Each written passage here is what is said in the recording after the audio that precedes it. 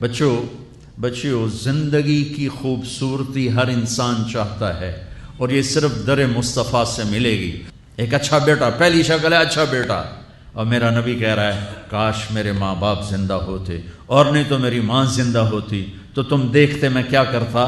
میں عشاء کی نماز کے مصلی پہ ہوتا اور میں سورۃ فاتحہ پڑھ رہا ہوتا، اور ادھر سے میرے گھر سے میری ماں مجھے کہتی محمد، تو میں ماں کے لیے نماز توڑ دیتا۔ سبحان۔ ہاں، میں ماں کے لیے نماز توڑ دیتا۔ اور میرے نبی سے پوچھا گیا یا رسول اللہ قیامت کب آئے گی؟ یہ بچیاں غور سے سنیں، سارے سنو پر یہ خاص طور سے سنیں۔ آپ نے کہا اللہ کو پتہ ہے، کہ یا رسول اللہ کوئی نشانی بتا دیں۔ تو آپ نے کہا جب بیٹیاں بھی ماؤں کو ذلیل کریں گی تو قیامت آئے گی۔ جب بیٹیاں بھی ماؤں کو ذلیل کریں گی تو قیامت، ان تلد الامۃ ربتہا، جب ماں کے ساتھ بیٹیاں نوکر جیسا سلوک کریں گی، نوکرانی جیسا سلوک کریں گی تو قیامت کے نکارے پہ چوٹ پڑ کے رہے گی۔ یہ نہیں کہا جب کفر پھیل جائے اور جب اسلام مٹ جائے گا، حالانکہ قیامت اس وقت آئے گی جب دنیا میں ایک مسلمان باقی نہیں رہے گا۔ یہ واقعہ کی سنگینی کو بتانے کے لیے فرمایا جب ماؤں کو ذلیل کیا جائے گا قیامت آ جائے گی۔ میرے نبی نے فرمایا عمر تیرے دور میں ایک شخص آئے گا اویس، اس کا قبیلہ ہوگا مراد، آگے سب کاسٹ ہوگی قرن، اویس بن عامر، اسے دعا کروانا، وہ کالے رنگ کا ہوگا، چھوٹے قد کا ہوگا، اور اس سے دعا کروانا، دعا تو بھی کروانا، علی تو بھی کروانا، علی اور عمر اویس ان کے لیے دعا کریں۔ انہوں نے پوچھا کیوں؟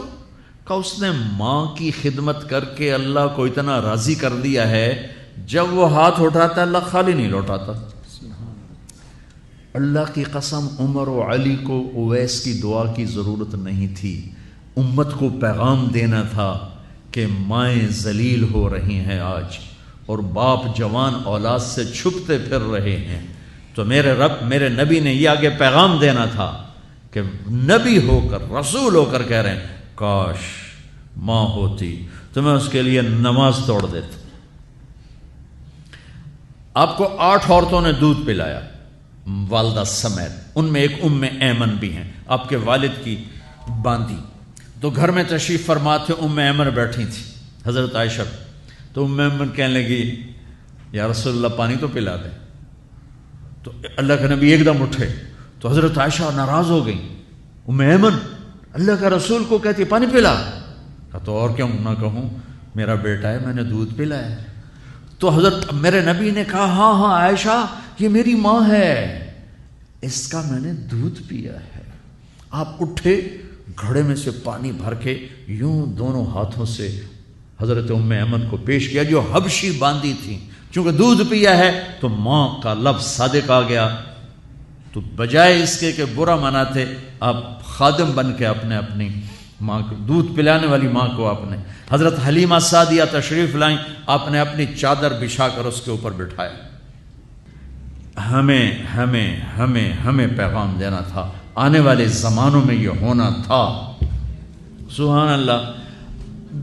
امام ابو حنیفہ کا نام تو سب کو معلوم ہے نا، ایک اور عالم بتاتا ہوں، عبد الرحمن بن ابی لیلہ، ان میں علمی کھٹ پٹ تھی بہت زیادہ، آپس میں بنتی نہیں تھی۔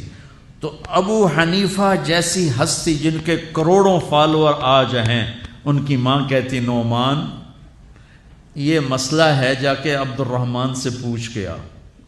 زندگی میں ایک دفعہ نہیں کہا ماں جی میں اس کو بڑا عالم ہے میرے کو پوچھ لو، کہا اچھا ماں جی، اپنی چادر اٹھاتے اور پہنچ جاتے دروازے پہ دستک دے کے بھائی مجھے میری اماں نے بھیجا ہے، آپ اس پہ فتویٰ، حالانکہ ان کی اپنی رائے اس کے خلاف ہوتی تھی، لیکن ماں کے احترام میں جا کر ان سے مسئلہ پوچھتے جن سے روزانہ مناظرہ ہوتا تھا، روزانہ کھٹ پٹ ہوتی تھی علمی، ماں نے کہہ دیا جا کر ان سے پوچھ